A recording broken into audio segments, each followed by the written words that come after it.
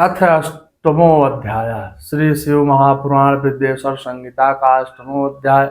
आठवें अध्याय में भगवान शंकर द्वारा ब्रह्मा और केतकी के पुष्प को श्राप देना और पुनः अनुग्रह प्रदान करना।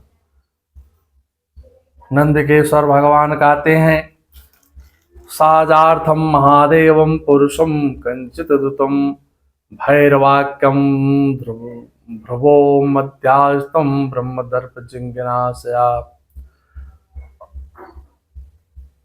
तदुपरांत महादेव जी ने ब्रह्म के गर्भ को मिटाने की इच्छा से अपने भ्रकुटी के मध्य से भैरव नामक एक अद्भुत पुरुष को उत्पन्न किया।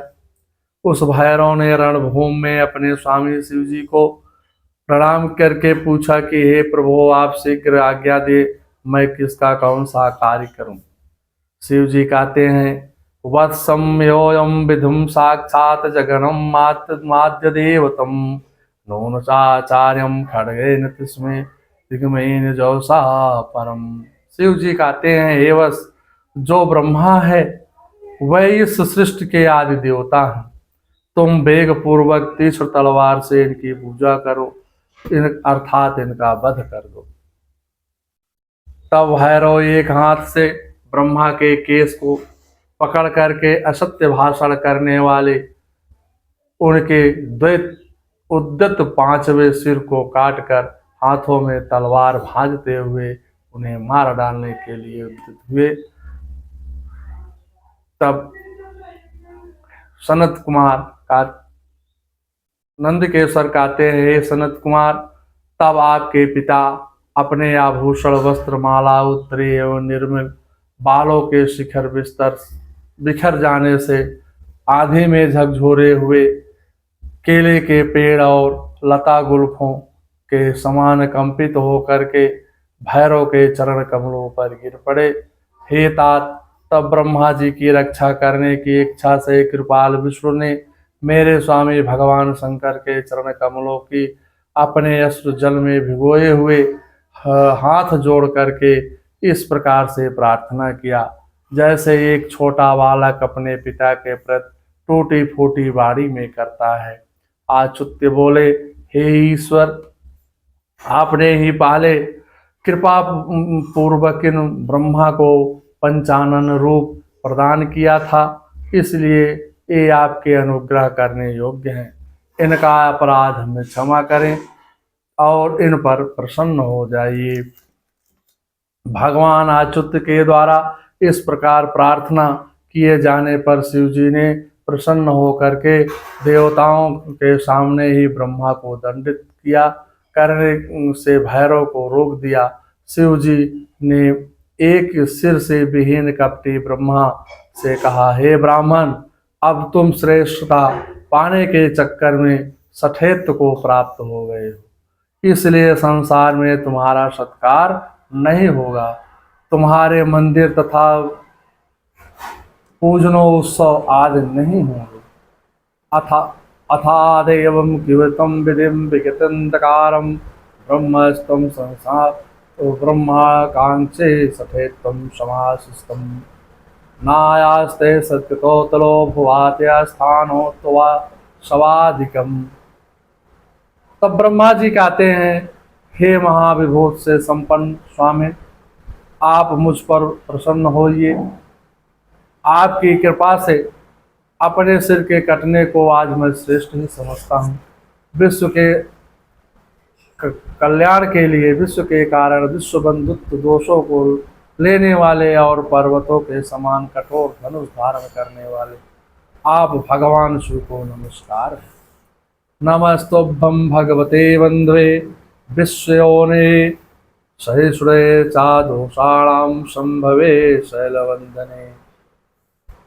तब भगवान शिव कहते हैं, अराजं भये दैत्यं जगतं सर्वनाशयन्ति ततस्त्वं जहि दंडाहं लोकमधुरं शिशो।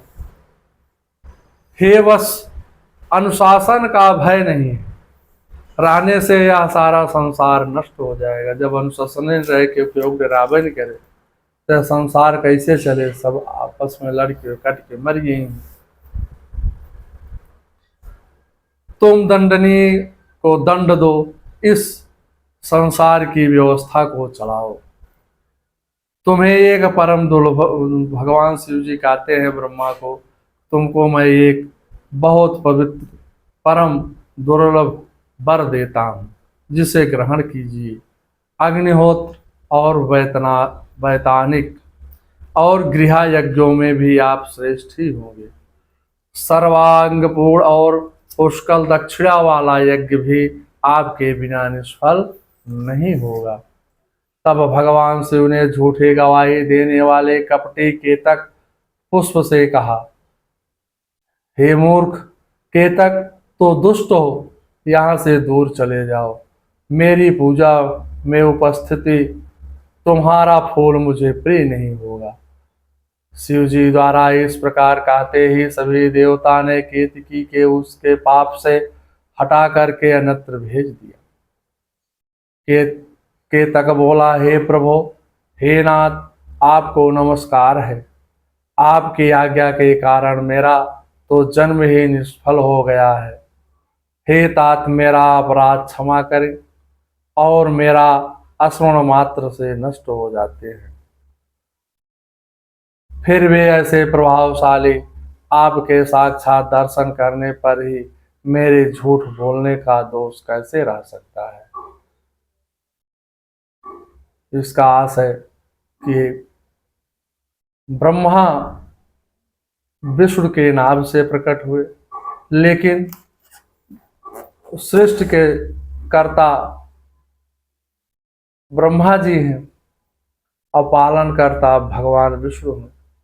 और ब्रह्मा जी को जब घमंड हो गया कि संसार में सबसे बड़े हम हैं, तो विष्णु के पास जाकर के युद्ध करते हैं। भगवान शिव उस युद्ध को लिंग स्तंभ के द्वारा शांति कराते हैं, लेकिन जो सत्यता पर रहता है उसकी हमेशा विजय होती है। भगवान विष्णु ने सत्य बोला कि इसका आदि अंत प्रभु हमारे समझ में नहीं आया, कहीं हमको नहीं दिखाई दिया। और ब्रह्मा ने जो आजकल के मनुष्यों से चोरी करते हैं और घूस दे करके कहते, गवाह भी ले जाते हैं, कहते हैं हमने ऐसा कार्य नहीं किया। लेकिन यहाँ तो प्रभु की माया है, वहाँ पर कोई भी घूस नहीं चलता है।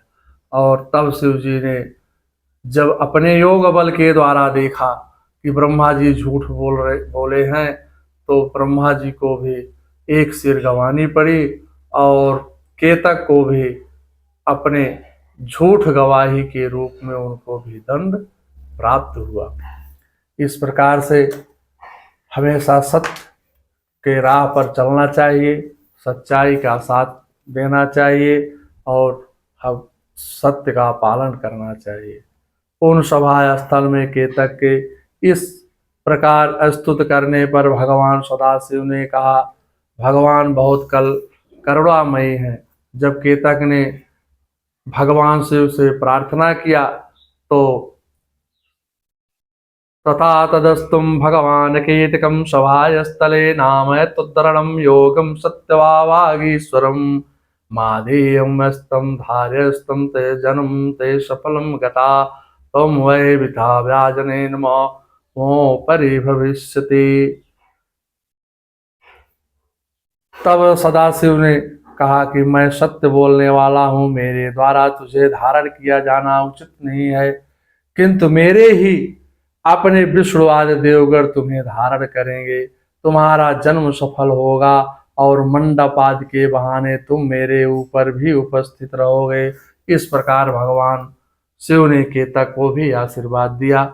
और इसलिए सभा मंडप जब भी भगवान कोई भी पूजा मतलब अनुष्ठान किया जाता है, सभा मंडप में केतक का पुष्प भगवान शिव के ऊपर से होकर के लगाया जाता है। उसके ऊपर नहीं लगाया जाता, भगवान शिव के ऊपर मतलब ऊपर से होकर जाता है, उसकी लता को लगाया जाता है। इस प्रकार भगवान शंकर, ब्रह्मा, विष्णु और केतक की पुष्प अनुग्रह करके सभी देवताओं से स्तुत होकर के सभा में सुशोभित हुए। श्री शिव महापुराणे प्रथम विद्येश्वर संहिताम शिव अनुग्रहवर्णम नाम अष्टमो अध्याय नमः। मंगलम भगवान विष्णु मंगलम गरुड़ाध्वजा मंगलम पुंडरीकाक्षाय मंगलाय तनो हरि।